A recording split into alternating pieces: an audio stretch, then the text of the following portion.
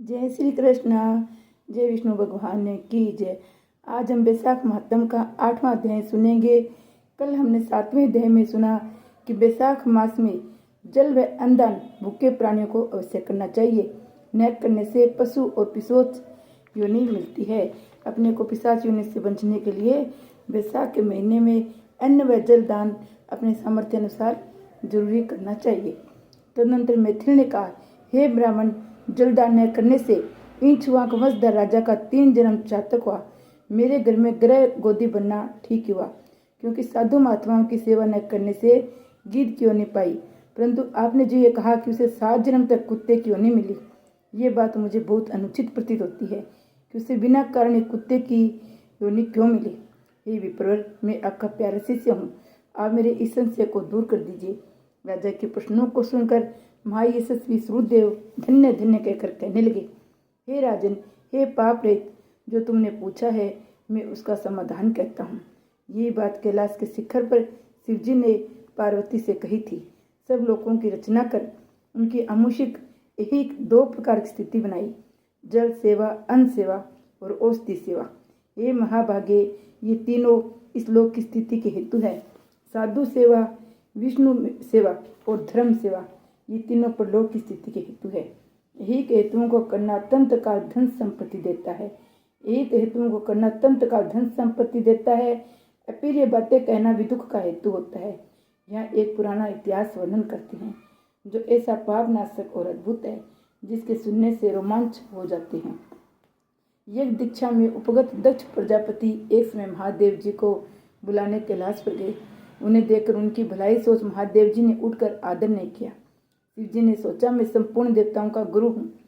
स्वामी सेवक के आने पर पति स्त्री के लिए, गुरु शिष्य के लिए नहीं उठते। जो स्वामी समय भर्त्यादि के लिए उठते हैं, उनकी आयु, धन और यश तंत काल नष्ट हो जाते हैं। इसलिए मुझे उठना उचित नहीं है। ये मेरा प्यारा ससुर है। ऐसा विचार कर दक्ष प्रजापति की भलाई सोच महादेव जी आसन से न उठे। तो महादेव जी द्वारा उठकर आदर न किए जाने के कारण दक्ष प्रजापति को बड़ा क्रोध आया और अनेक प्रकार से महादेव जी के आगे निंदा करने लगे कि ऐसा अहंकारी, जिसका धन केवल एक बूढ़ा बैल है, कपाल की हड्डी धारण करते हैं, शमशान में घर है, सर्पों के आभूषण धारण करके हैं, संग में रात दिन भूत प्रेत पिशाच ऐसे ऐसे दुर्जन रहते हैं। दुरात्मा नारद के कहने से मैंने अपनी कन्या सती के भाई इसके संग कर दिया। ये भी अलग धर्म वाली हो गई। मैं इसे कभी नहीं सह सकता। मेरी पुत्री से भी मुझे कुछ प्रयोजन नहीं। ऐसे विमूढ़ आत्मा दक्ष ने सती और शंकर को निमंत्रण नहीं दिया। अनेक प्रकार के कुवाक्य कहकर चला गया। तदनंतर यज्ञ स्थान में जाकर ऋत्विक और मुनियों को संग ले विधि पूर्वक यज्ञ करने लगा और शंकर जी की निंदा करता रहा। ब्रह्मा और विष्णु को छोड़ सिद्ध, चारण, गंधर्व, यक्ष, राक्षस, किन्नर आदि सब देवता यज्ञ में आए। तब सती की इच्छा अपने कुटुंबियों से मिलने, उस सब देखने की भी इस तरह संभाव की चंचल होती है। महादेव जी के मना करने पर भी जाने की मन में ठान ली। महादेव जी ने वर्ण वर्णनी सभा में बैठकर, ये मेरी सदा निंदा करते हैं, जो तुमसे सही नहीं जाएगी। तुम निश्चित शरीर त्याग दोगी, अतः तुम अपने पिता के घर मत जाओ। यहाँ जाने से तुम्हारा कल्याण नहीं। इस प्रकार समझाने पर भी सती न रुकी, अकेले घर से निकल पैदल चल दी। तब नंदी ने चुपचाप सती को अपनी पीठ पर बैठा लिया और महादेव जी से करोड़ों भूतादिगण पीछे चले। सती जी महलों से होती हुई किसी के न बोलने पर उदास हो महादेव जी की बात याद करके यज्ञ मंडप में गई। वहाँ पर भी दक्ष प्रजापति सभा के सब लोगों को अपने तरफ देख किसी के न बोलने पर सती जी वहाँ खड़ी होकर रुद्र की आहुति तक पिता की चेष्टा कर देखती रही।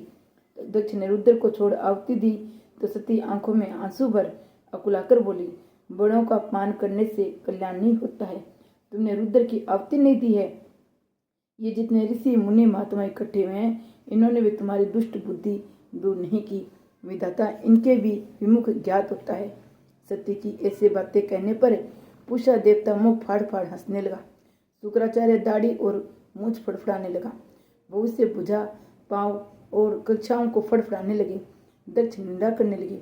उनकी बातों और पति निंदा सुनने का प्रायश्चित करने के लिए क्रोध से लाल और शरीर त्याग कर विचार सबके देखते देखते सती होम की अग्नि में गिर पड़ी। सती के गिरते ही बड़ा हाहाकार मच गया।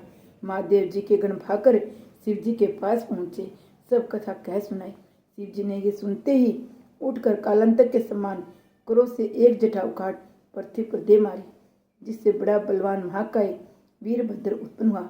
उसके सहस्त्र भुजा थी और रूप यमराज के समान था। महादेव जी के सम्मुख हाथ जोड़कर कहने लगा, क्या आज्ञा है। ये सुन रुद्र भगवान क्रोध करके अपने सन्मुख खड़े हुए वीरभद्र से बोले, तुम बड़े बड़े बलवान भूतगणों को अपने साथ ले जाकर मेरे निंदक दक्ष का नाश कर दो, जिसके कारण मेरी प्रिया सती को शरीर त्यागना पड़ा है। महादेव जी की आज्ञा पाकर वे सभी यज्ञशाला में पहुंचे। देवता, असुर, मनुष्य आदि सब सुपटों को मार गिराया, पूषा के दांत उखाड़ डाले। तब दुरात्मा भृगु की दाढ़ी मूंछ उखाड़ डाली। जिसने जो अंग फटकाया था उसका वही अंग वीरभद्र ने उखाड़ फेंका। दक्ष के सिर की रक्षा भृगु के मंत्र बल के कारण बड़े बड़े उद्योग करने पर भी सिर न कटा। तब रुद्र ने स्वयं आकर उस दुरात्मा का सिर काट करके अलग कर दिया। यज्ञ में जो आए थे उनका संहार कर गणों सहित कैलाश को चले गए। मरने से जो बचे थे वे ब्रह्मा जी की शरण में चले गए। उनके संगले ब्रह्मा जी कैलाश पर पहुंचे। महादेव जी का क्रोध शांत करके समझा बुझाकर उन्हें यज्ञशाला में ले गए और यज्ञ में मारे गए थे उन सबको जीवन दान कराया। सदाशिव ने दक्ष के धड़ पर बकरे का सिर रख दिया। उसी से उनकी प्रसन्नता के लिए बैम बै किया जाता है। बकरे की दाढ़ी भृगु जी के मुख पर लगा दी। पूषा के जहाँ था अंग लगाकर उसके सिर जोड़कर सबका कल्याण कर दिया। दक्ष का यज्ञ पूरा कराकर देवता अपने अपने स्थानों को गए। शिवजी नैष्ठिक ब्रह्मचार्य व्रत धारण करके गंगा तट पर पुनांग वृक्ष के नीचे तप करने लगे। दक्ष पुत्री सती ने हिमाचल के गर्भ उसकी स्त्री मेनका के गर्भ से जन्म लिया। वहीं पर उनका पालन पोषण होने लगा। इतने में तारकासुर नामक एक राक्षस उत्पन्न हुआ।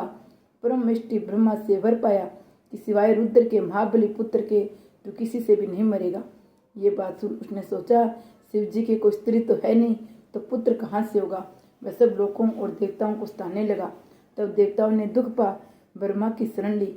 ब्रह्मा ने देवताओं को समझाया कि रुद्र भगवान की पत्नी सती ने पहले अपने पिता के यज्ञ में शरीर त्याग अब हिमाचल के घर जन्म लिया, जिनका नाम पार्वती है। रुद्र भगवान हिमाचल के शिखर पर घोर तप कर रहे हैं। किसी तरह पार्वती को पानी ग्रहण रुद्र भगवान से कराना चाहिए।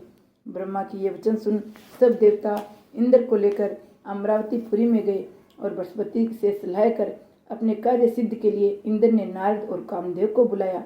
उन दोनों को बुलाकर नारद जी हिमाचल के पास कैला भेजा कि अपनी पुत्री को, पहले दक्ष की कन्या थी, उसको शिव जी की पत्नी बनाने को नियुक्त करे। नारद जी से जैसा कहा गया था वैसा करने चले गए। फिर कामदेव ने कहा, सब देवताओं और महादेव जी के हित के लिए बसंत ऋतु को संग लेकर रुद्र भगवान के तपोवन में चारों ओर मनोहर बसंत ऋतु का विस्तार करो। जहाँ पार्वती जी महादेव जी के पास पहुंच जाए तब धनुष पर बाण चढ़ाकर ऐसा मारो कि महादेव जी के मोहित होने का समागम होने पर सब कार्य पूर्ण हो जाए।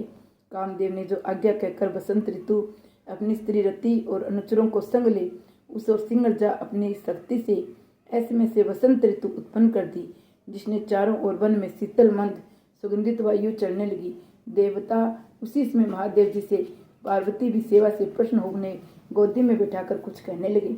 तब कामदेव ने प्राण प्रिया के संगम का उचित समय जान महादेव जी के पीछे वृक्ष की ओर से एक बाण छोड़ दिया, जिससे महादेव जी ने मन चंचल होने से चित्त में व्याकुल हो इधर उधर देखा तो कामदेव दिखाई पड़ा। क्रोध से अपने मस्तक के तीसरे नेत्र को खोलकर पार्वती को दूर करके ऐसी तीक्ष्ण अग्नि प्रकट की कि सब संसार भीत हो गया। उस अग्नि से धनुष बाण सहित कामदेव भस्म हो गया। देवता अपने कार्य सिद्धि समझकर था बसंत और अति भयभीत हो भाग गए। पार्वती डर के मारे आंखें बंद करके दूर हट गई। महादेव जी भी अंतर ध्यान हो गए। हित की इच्छा करने वाले देवताओं को कुछ भी फल की सिद्धि नहीं हुई, उल्टा अनर्थ हुआ।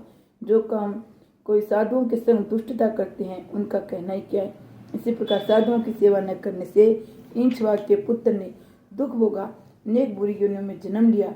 जो रात दिन इस पुण्य चरित्र रूपी पुराने इतिहास को सुनते हैं वे जन्म मृत्यु बुढ़ापा आदि से निसंदेह छूट जाते हैं। जय श्री विष्णु भगवान की जय। हर हर महादेव।